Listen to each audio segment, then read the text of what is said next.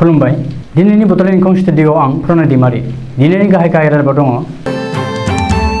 चिरां जिल्लानि जिल्ला बेंगिरिया मोनफ्रोमबो थानानि असिफोरखौ लानानै सावरायमेल खुंदों। एनडीआरएफ आरो एसडीआरएफआ दिनै फुंनि समाव सासे सुबुंनि गोथै देहा बोखांनो हादों। क'क्राझाराव रां जाख्ल'नायनि दायाव एक्साइज बिफाननि सुपारिनटेन्डेन्टआ हमजादों। राजनेश गायनि हिन्दी सावथुन धाकादआ रिलिज जासिगोन। बायहाथायाव लामा जाब्रबथायजों 7 सुबुंनि जिउ खहा। गलाघाटनि मावरिंआव हाग्रा बिफाननि मैदेरा गंथाम न'खौ सिफायलांदों। गुजरात आरो तामिलनाडु थानाय आमेरिकानि फर्ड मटर्स कम्पानिया भारत नागारबाय।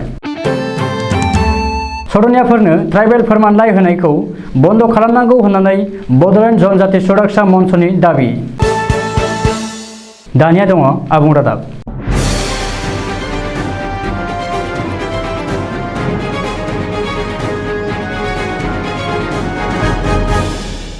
फैबाय थानाय समाव कभिड-19 नि थासारिखौ नोजोर होनानै चिरां जिल्लानि दाब दाब जायगायाव दुर्गा फुजानि फोरबोखौ मोजाङै मोजां बारग'होनो थाखाय चिरां जिल्लानि गुबुन गुबुन थानानि असिफोरखौ लानानै चिरां जिल्लानि जिल्ला बेंगिरि नरेन्द्र कुमार साहाया चिरांनि एसपि प्राणजित बराखौ लोगोआव लाफानानै मोनसे नायबिजिर मेल खुंदों।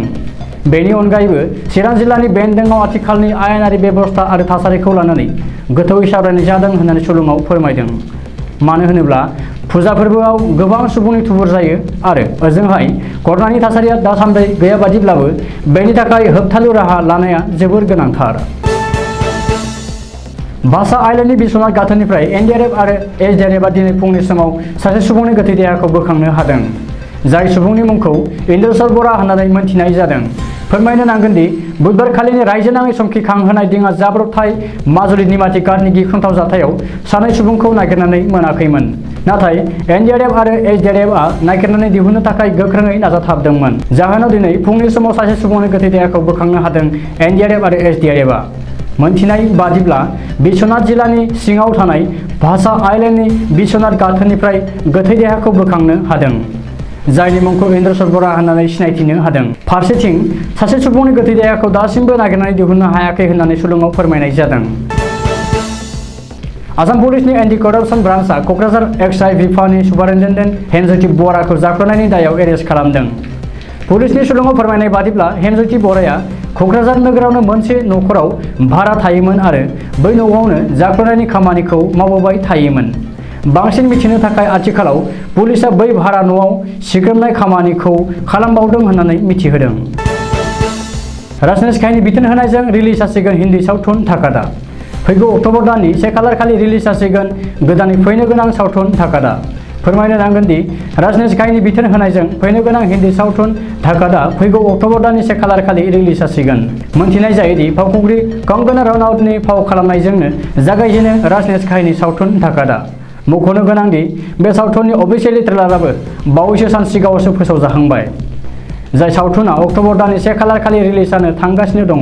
बेखौ प्रडिउस खालामदों सहेल माक्लाया आरो फावखुंग्रि कंगना रनौतजों लोगोसे गोबांसा महरगिरिफोरनि फाव खालामनायजों धाकाद सावथुननि आबुं शुटिंनि जाफुंसारनायखौबो फोरमायनाय जादों। बेजों लोगोसेनो गोदानै फैनो गोनां धाकाद सावथुनखौ हांगारि मुंनि लकेशनावनो बानायनाय जादों होननानै सुलुङाव फोरमायदों। थांनाय हरनि समाव कामरुप जिल्लानि बायहाथायाव लामा जाब्रबथायजों 7 सुबुंनि जिउ खहा जादों। मोनथिनाय जायोदि हरनि समाव टेम्पु आरो एम्बुलेन्सनि गेजेराव मोखांजों मोखाङै सौग्रावलायनानै 7 सुबुंनि जिउ खहा जादों। फोरमायनो नांगोन दि बाक्सा जिल्लानि सिङाव थानाय गरेस्वर सिमलाबारि गामिनि आइजोफोरा गामिनि थानसालिखौ लुफुंनांगौनि थांखियै कमलपुर बियाबनि एमएलए दिगान्त कलिताखौ लोगो हमनो होननानै गामिनिफ्राय ओंखारलांदोंमोन। नाथाय दुखुनांथाव बाथ्रा दि एमएलए दिगान्त कलितानिफ्राय गामि फारसे फैफिननाय समावनो मुक्तापुरनि साखाथियाव आइजोफोरनि टेम्पुआ गंसे एम्बुलेन्सजों मोगा-मोगियै सौग्रावलायो।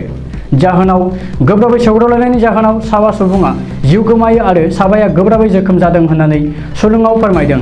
मख'नो गोनांदि जिउ गोमानाय 7 सुबुंनि मुंफोरा जाबाय बिमला बर', बिलेश्वरी ब्रह्म, तुफान बर', बगिता बर' आरो उत्तम राजबंशी होननानै मोनथिनाय जादों आरो जोखोम जानाय सुबुंफोरखौ देहा फाहामसालियाव फाहामथाय होनो थिसनबाय होननानै मोनथिनाय जादों। गलाघाट जिल्लानि मरंगी ओनसोलाव गुबुन गुबुन गामियाव हाग्रानि मैदेरा गासै गंथाम न'खौ सिफायलांदों। जाहोनाव गोबां सुबुङा मैदेरनि दुमदाखालखौ लानानै जोबोर जिंगासिनांगौ जादों। मनमति सैकिया, रन्जित दत्त आरो सूर्य मुर्मुमोननि न'खौ सिफायलांनानै गोबां खहा खालामनायाव जायगानि रायजो राजाया हाग्रा बिफाननि सायाव खुद्रिनाय फोरमायदों। मानो होनोब्ला बै ओनसोलाव हाग्रानि मैदेरा दुमदाखाल खालामफैनाया गोदान बाथ्रा नङा। बेखायनो हाग्रा बिफाना अरायनि थाखाय सुस्रांनो थि राहा लानायखौ जायगानि रायजो राजाया हास्थायदों। बादायलु मुगायाव दावगानो हायैनि जाहोनाव गुजरात आरो तामिलनाडुआव थानाय आमेरिकानि फर्ड मटर्स कम्पानिया भारतखौ बिदाय लाबाय। भारतनि मार्केटआव गावसोरनि दिहुननाय गासै मोनबा मडेलनि साखा खबब्रै फर्ड गारिखौ नांगौसेबां फाननो हायैयाव गासै 1.5 बिलियन डलार खहा जानांनायाव आथिखालाव फर्ड मटर्स कम्पानिया भारतआव दोननाय नंला होननानै सुलुङाव फोरमायदों। बे फर्ड मटर्स कम्पानियाव गासै सा 4,000 भारतारिफोरा साख्रि मावनानै गावबा गावनि न'खरखौ फोथांबोदोंमोन। नाथाय दा बैसोरनि न'खरा खोमसिनि लामायाव आन्दायनांनो हासिगौ। 25 बोसोरनिफ्रायनो भारतआव बे कम्पानिया सोलिबोगासिनो दङमोन। नोजोर होनो गोनांदि गुबुन हादोरनिफ्राय फैनाय कम्पानिया गेजेर ससेयावनो हरखाबै नागारलांनायनि थाखाय बिनि दायखौ भारतनि गाहाय मन्थ्रि नरेन्द्र मोदीआनो रुजुननांगोन होननानै गोबाङानो बुंनो नाजादों। मानो होनोब्ला थोंजोङै नङाब्लाबो खेंसालियायै भारतनि रांखान्थि हालोदाव गाज्रि गोहोम गोग्लैगोनखौ रोखायै नुहुरो। आथिखालाव ट्राइबेल संघनि जोहै सरनियाफोरनो कसारि सोदोब लिरफानानै प्लेन्स ट्राइबेल फोरमानलाइ होनायखौ बन्द खालामनांगौ होननानै उदालगुरि जिल्ला कमिटि बड'लेण्ड जनजाति सुरक्षा मन्चआ उदालगुरि जिल्लानि जिल्ला बेंगिरिनि आखायाव गांसे मेम'रेन्डाम एबा गोसोखांलाइ गथायदों। मानो होनोब्ला आथिखालाव सरनियाफोरा ओबीसी थाखोनिसो आरो बिसोरो एसटी नंखाया। भारतनि उदां जानायनि उनाव जेब्ला भारत सोरखारा गिबि खेब एससी आरो एसटीनि फारिलाइ फोसावदोंमोन अब्ला सरनियाफोरा एसटी नङामोन आरो ओबीसी खासोमोन होननानै बड'लेण्ड जनजाति सुरक्षा मन्चआ बुंदों। दिनैनि रादाबा एसेनोसै, गोजोन्थों।